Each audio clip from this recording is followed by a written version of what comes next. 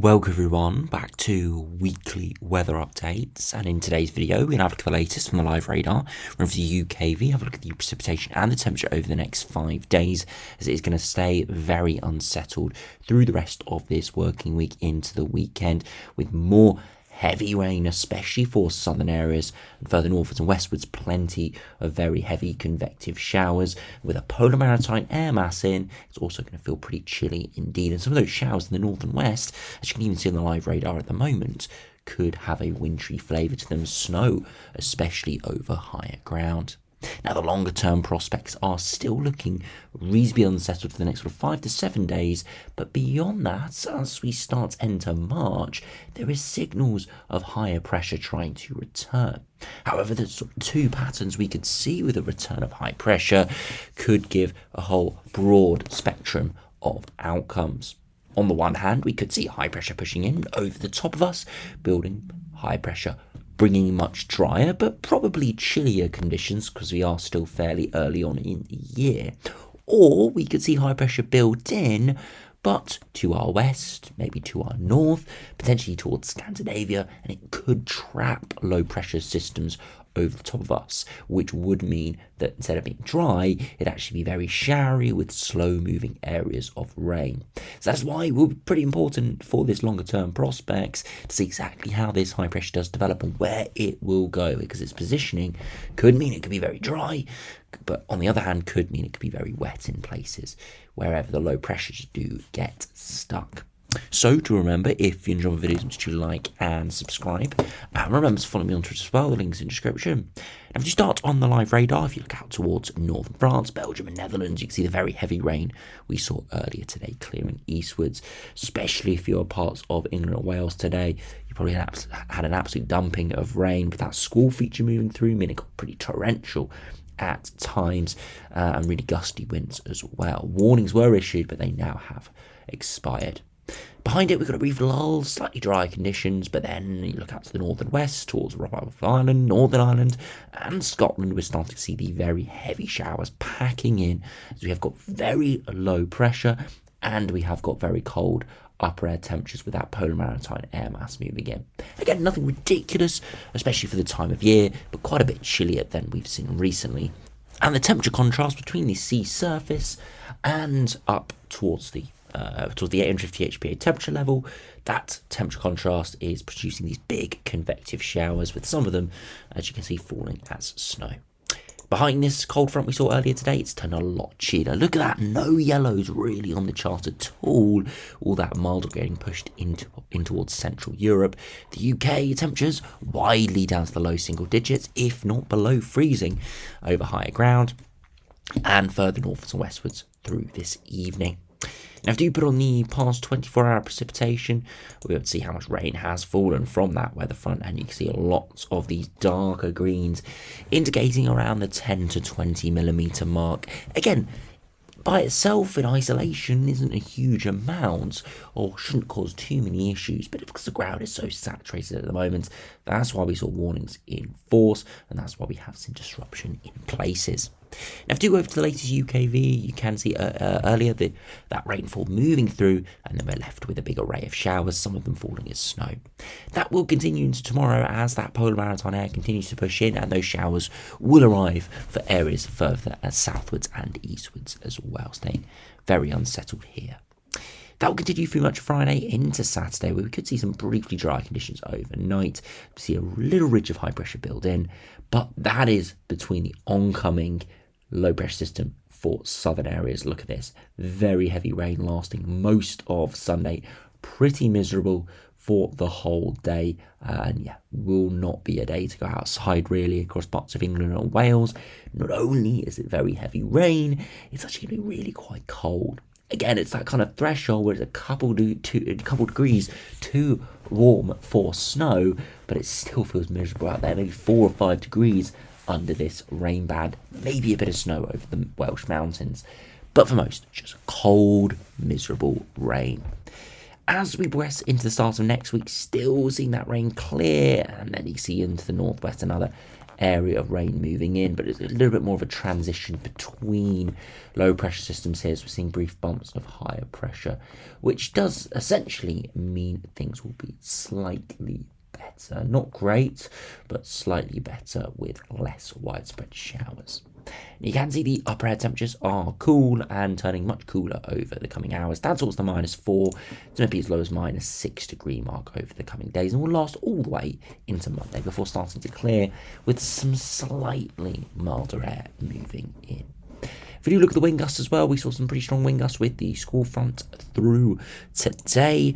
But as we head into Sunday, we could see some more very strong winds as that low does move in. This could get named depending on its track.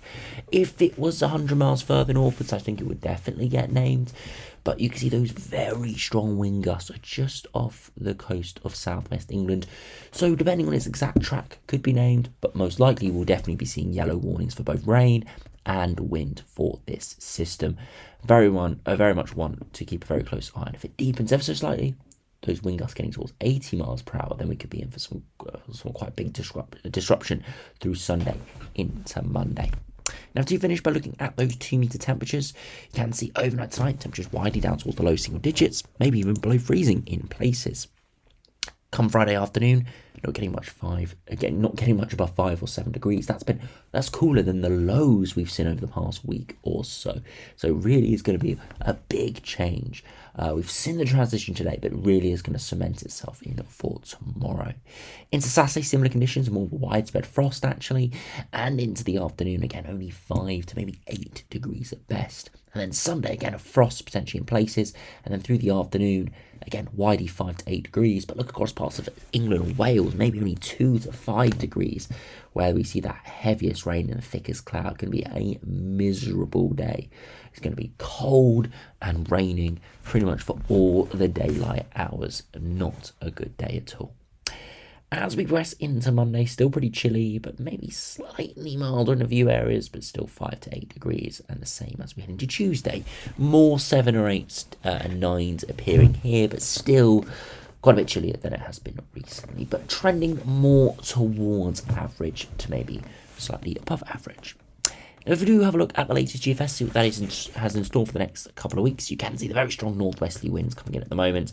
Very low height, cold polar maritime air, giving all those showers.